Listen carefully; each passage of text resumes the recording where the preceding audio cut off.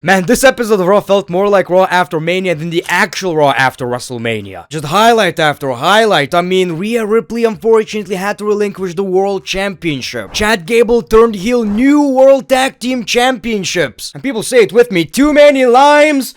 Too many limes! Yes, Sheamus brought back his old theme song. Man, I honestly gotta tell you, this felt like a better show than the actual Raw after WrestleMania. And what about that main event? Before I watched the show, my brother texted me, you gotta watch Monday Night Raw, as if I wouldn't normally. I was like, oh my god, a new World Heavyweight Champion. Even better! It's a shameful thing, lobster head! So many goddamn limes! No, but seriously, WWE gave us so many highlights and that cliffhanger. I can't wait to see what's next for Chad Gable. Unfortunately, even though it was a good show, nobody likes the fact that Rhea Ripley had to relinquish her World Championship. But a lot of times, we can get something good out of it. What they say, squeeze chicken shit out of chicken soup, chicken sandwich shit, something with chicken shit and soup. Chicken shit. Something about chicken shit that actually means that something was bad and then it turns to good. Chicken shit good. Well, you get what I'm trying to tell you. People, let's talk about Monday Night Raw. The show kicks off with Rhea Ripley clearly injured, and she was emotional. She feels like it's complete bullshit that she has to relinquish the World Championship, and that's exactly what the crowd chanted. She expressed how much this championship means to her. All this because of a revenge tour? Obviously, she blames Liv Morgan. And when she's coming back, she will be coming for blood. Liv Morgan's music hits, we see a bunch of security, Ripley with a headbutt, 2 arms or 1 arm, she's still a badass. Now look, I hope nobody's actually blaming Liv. If you actually watch the clip, this was an accident. Stuff like this happens all the time. Unfortunately, happens so much lately, like CM Punk, Rhea Ripley, and you know, the fact that she has to relinquish the championship means she's going to be out for quite a while, which is really, really unfortunate. But let's look at the positive. I know it sounds crazy, but like at this point we can't do shit, right? Let's talk about what good can come out of this. One thing is Liv Morgan is going to get a lot of heat. That's good for her career. People are going to give a shit. When it comes to Rhea Ripley, she's going to come back better than ever before. That pop is going to be generational. And I mean, I guess that means she's coming back as a babyface. How else can you actually do that? She has to be a face at this point. She should have been face a long time ago. What's also crazy is that we're getting a new world champion next week. That's wild. I thought we were going to get a tournament and then we're going to crown a champion at the Backlash. Just like always, this kind of shit sucks. I kinda knew she's going to relinquish the championship because I saw that on Twitter like a few hours before Monday Night Raw. But I still had that hope that, you know, maybe she's out for like a month. I mean, Safran's got injured. He didn't have to relinquish the championship. So it seems like this is a more serious injury. That's really, really unfortunate, but like I've said, there's nothing you can do about it. The Judgment Day showed support in a very babyface type of moment, you know? Which is kind of crazy because Rhea Ripley should turn babyface. The rest of the Judgment Day, I don't think so. Sheamus made his return, oh my god. The same theme song, no it's not. It's a shameful thing, lobster head. Too many limes, goddammit. Too many limes, so many fucking limes, man. Sheamus with a kind of a new look, also a throwback at the same time. Oh man, love to see it. The best version of Sheamus. We all know that shit, right? And I like that they did this because it also gives me hope that Drew McIntyre is going to bring back his theme song. Like, at this point, there's no excuse, no better time. Just imagine Drew McIntyre coming out with Broken Dreams right now. You don't even have to do the intro. Just go with Add a Timeline, right? But yeah, man, this is such a small thing, but I popped really hard. It's also funny how he has this circle on his penis. Like a YouTube thumbnail. You know, you gotta look right here. In this case, you gotta look at my penis, fella. He faced the Viking Ivar, who I am actually a big fan of. I think this guy is absolutely amazing. He moves in ways he shouldn't move. He shouldn't be able to do shit he does. I love this. This felt like 2 warriors, man. And of course, Sheamus picked up the W. It's his return. I'm excited about it, and there's a bigger story. Sheamus coming after the Intercontinental Championship, the one championship that he never won in the WWE. Now, I don't want to see that happening right now. Obviously, there's so much more to tell. Chad Gable, Sami Zayn. But this is the agenda we gotta get Sheamus to the Intercontinental Championship. We see Triple H out of nowhere, and this was such a hilarious segment. So he says the new tag team champions deserve something better, which is these world tag team titles. R-Truth didn't care about the fact that he got the new tag team titles. Well, he didn't really understand. You a magician. I've never seen something like this before. I've seen rabbits coming out of the hat. I've seen a woman getting cut in half and she walks. I've never seen anything like this. Someone pointed out that this is Triple H. Ah, he fooled you too? Tommaso Ciampa. So this went on and on and on, but I know it's so stupid, so simple, so easy to write shit like this, but R-Truth's delivery is just amazing. It was seriously funny. And, you know, a lot of times in wrestling, like I've said many times, it comes off as cringe, and somehow this still isn't. But then The Miz talked in French and explained that we have these championships now. These are new world tag team titles that we get to carry. Triple H just left. He couldn't stand this shit. They announced a #1 Contenders triple threat match. Once he saw Tommaso Ciampa, he was like, that's Triple H. It's just hilarious, and I like these championships. Like I've said at first, I didn't like the shape of these titles. If you want to hear my full thoughts on the championships, there's already a video on my channel, so make sure to check it out. But in general, I feel like the championships do look very good. They didn't look that good on TV, unfortunately, because of the lighting, but once you actually Google it and see the HD version of the championships, I think it looks very good. So we saw the triple threat match. DIY versus the New Day versus the Creed Brothers. Love that shit. And the DIY actually won the match. Look, people, I know it was funny for WrestleMania, but they gotta ditch the D-Generation X impersonations. Like, they are literally wearing DX attires, inspired attires. They're doing this shit, right? No. Stop doing that. Nah.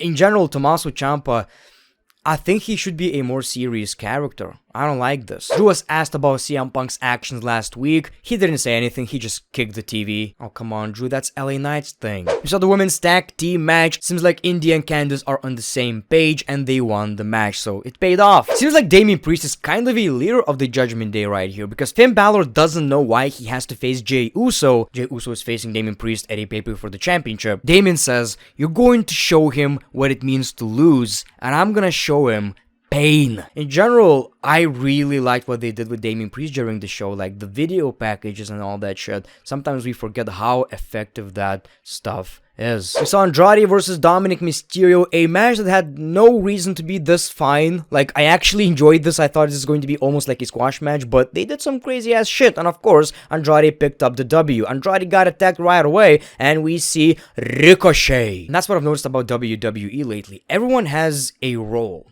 right? Every important superstar has a role on Monday Night Raw or Friday Night SmackDown. So that's what I really appreciate. Now that's something I didn't expect. Chelsea Green and Piper Niven won a match. That's crazy, man. I'm actually shocked. She won a match. I think she's just so good that WWE were like, okay, we gotta give her a W, man. At this point, we gotta give her a W. I like this Liv Morgan promo. This is all about revenge. She doesn't understand why people didn't show this support to her when she got injured by Rhea Ripley, which is a great point. She's a heel now, clearly, and I like it when heels actually have a point. It works so much better now, because if she was a babyface claiming that shit, people are not gonna cheer for her anyway. People like Rhea too much. And she says it ends with her becoming the world champion, which honestly is a big possibility now. It's a huge possibility now that Rhea Ripley had to vacate the championship. She's going to become a champion, and once Rhea returns, the pop is gonna be huge. We see Cody Rhodes. He wasn't even allowed to talk, man. The crowd went crazy for Cody. He talked about potential matches against LA Knight and AJ Styles. He talked about Seth Rollins, gave him a shout out for being a Shield, which is so well deserved, man. Like, I was always a fan of Seth Rollins, but after this WrestleMania season, it's just on a whole different level, man. I like how much he loves professional wrestling, how passionate he is about professional wrestling, and like I've said many times before, I'm going to repeat myself, probably not for the last time. People looked at Seth Rollins and felt like he's out of place, and I kinda did. Obviously, he's in the ring with Cody, Roman, The Rock, and it felt like that's not his story. But coming out of it, it just all made sense, and I believe he gained so much popularity and respect from the WWE fans. He also talked about The Rock, about how The Rock said, "I'm gonna make you bleed again, but this time if I'm bleeding, you're bleeding with me," which is crazy. They're setting up that match. Now I think it's going to happen at WrestleMania, but man, they have such potential for SummerSlam. Imagine this shit, man. Hear me out. Listen to the great one. The great one's talking. Yeah, boy, he's talking. Cody versus The Rock, WWE Championship. Drew McIntyre versus CM Punk, SummerSlam. Boy, that's some WrestleMania shit. He called out Jey Uso, thanked him, and said, "I can be your shield." But Jey Uso doesn't want any help. He's going to do it his own way. I don't know how I feel about Jey doing the yeet shit all the time. I get it. It's his catchphrase. He should keep doing it. It's great for merch and all that shit. But Jey was one of the most interesting WWE characters. You know, he went through this trauma and we had this sympathy. And now he's just a catchphrase guy. And I still like him. I like his matches. I like, the response from the crowd he's getting, his energy. But I feel like we're kinda doing this a little bit too much, the whole Yee shit. So we saw Jey Uso versus Finn Bálor in a pretty fine match with a very obvious result. Obviously, Jey is not losing a match before, going after the World Heavyweight Champion. So he wins, got attacked by the Judgment Day, but got away and met Sami Zayn looking at the building. Sami is doing that because that was the first wrestling show he saw in that building.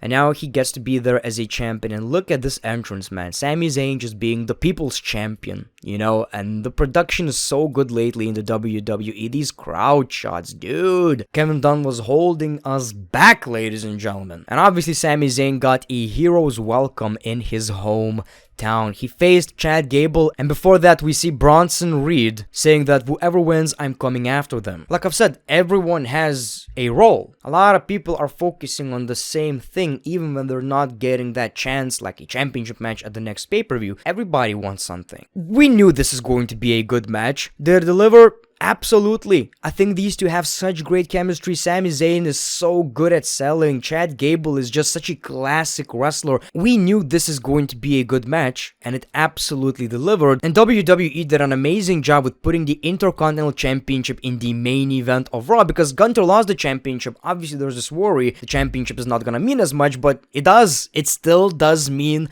a whole lot. Now, of course, Sami Zayn won the championship in a pretty emotional moment. He overcame Chad Gable barely but surely. He's celebrating with a crowd. Out of nowhere, German suplex. Chad Gable turns heel, and the show ends with Chad Gable, with pretty much Chad Gable trying to break Sami's ankle. I love this. Now it's going to be interesting. Like, what's gonna happen with the Alpha Academy? Is that a thing anymore? No more sheesh. It's going to be shut the fuck up. No, it's not gonna be. It's not gonna be. You get what I'm trying to tell you? This is great. Like, I knew this heel turn is going to happen eventually. Didn't really expect it right here. I thought maybe we're going to get one more match and this is where he's going to snap. But I'm glad they did it. Like I've said, this felt like a more effective episode of Raw than Raw after WrestleMania. But at the end of the day, why should we complain? Like, if they put all eggs in one basket, Raw after WrestleMania, and this was just a shit show, what's the point? But let me know in the comments below, did you guys enjoy the show? And make sure to subscribe if you already didn't. My story is 500,000 subscribers. And like this video. Really appreciate that. That's the best way to support the channel. The great one, peace, love, and hugs. It's been a pleasure.